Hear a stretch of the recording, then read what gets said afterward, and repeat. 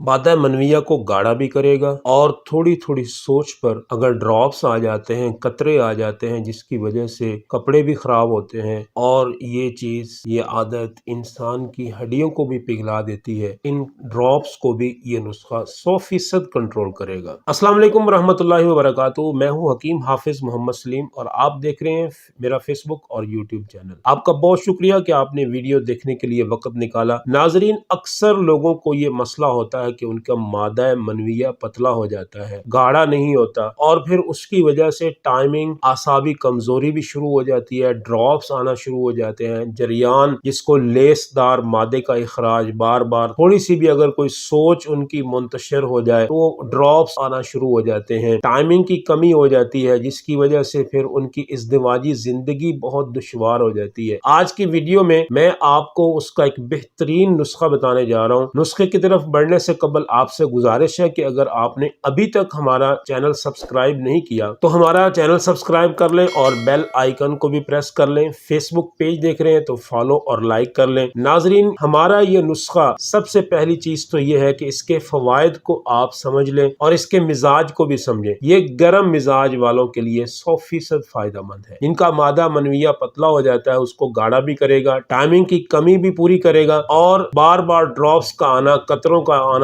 अक्सर नौजवानों को ये मसला बन जाता है। पेशाब से पहले या पेशाब के बाद या पेशाब के दरमियान में लेसदार कतरों का इखराज शुरू हो जाता है और ये चीज आपकी सेहत की दुश्मन है। इन कतरों को भी ये 100% कंट्रोल करेगा। नुस्खा सिर्फ 4 चीजों पर मुश्तमिल है: समंदर सूख 50 ग्राम, खुश्क धनिया 50 ग्राम, मूसली सफेद 50 ग्राम और मिश्री 100 ग्राम। इन चारों चीजों को अलग अलग लेकर कूट कर बारीक पाउडर कर लें और बाद में इन चारों चीजों को मिक्स कर लें। 1 चम्मच आपने रोजाना दूध के साथ खाली पेट इस्तेमाल करना है। चंद दिन इस्तेमाल कर लें, आप इस नुस्खे की अफादियत के कायल हो जाएंगे और आप दुआएं देंगे, इस नुस्खे की तारीफ करने पर मजबूर हो जाएंगे। नेक्स्ट वीडियो तक के लिए इतना ही। अल्लाह हाफिज।